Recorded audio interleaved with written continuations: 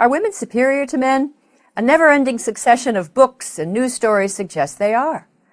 How many times have you heard that women are wiser, kinder, more efficient, just all-round better human beings? Well, let's look at the evidence. That's coming up next on The Factual Feminist.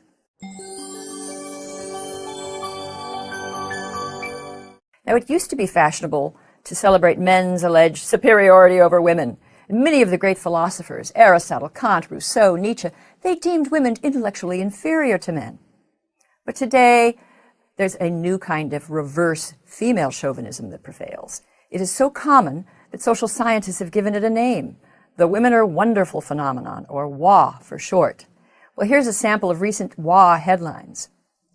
Well, let's consider some claims of female superiority. Take multitasking. I mean, how many times have you heard that women are much better at multitasking than men? The British writer Sir Ken Robinson, in one of the most watched TED Talks of all time, referred to a raft of research that showed women's superiority in multitasking.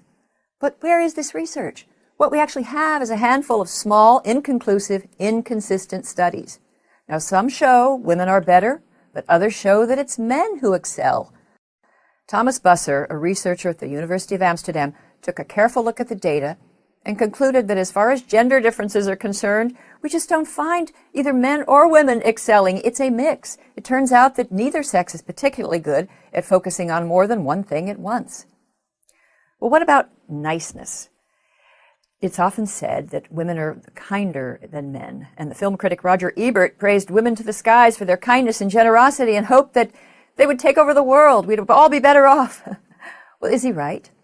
Well, when it comes to generosity, kindness, altruism, once again, you find a lot of conflicting studies. But one of the most thorough and careful surveys was carried out by Tom Smith and his team at the National Opinion Research Center at the University of Chicago.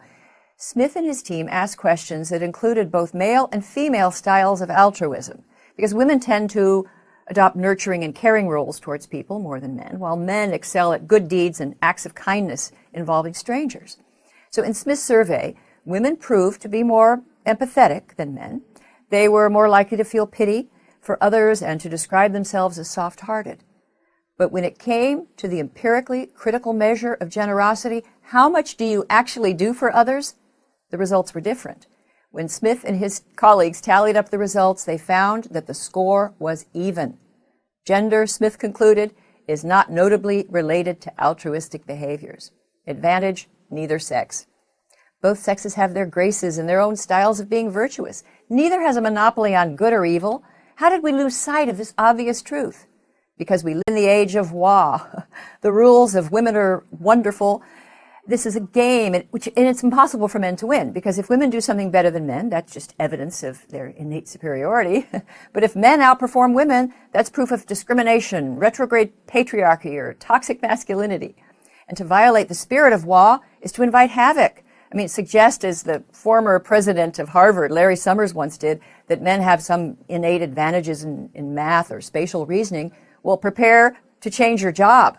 But write a book that's entitled, Are Men Necessary? The End of Men, Men Down, Women Are from Venus, Men Are from Hell, and the gods of the zeitgeist smile. The answer to male supremacy is not female supremacy. The answer is equality, mutual regard, and respect. Let's try that. Are you and anyone you know under the spell of WA? Let me know in the comments section. Please follow me on Twitter and Facebook, and thank you for watching The Factual Feminist.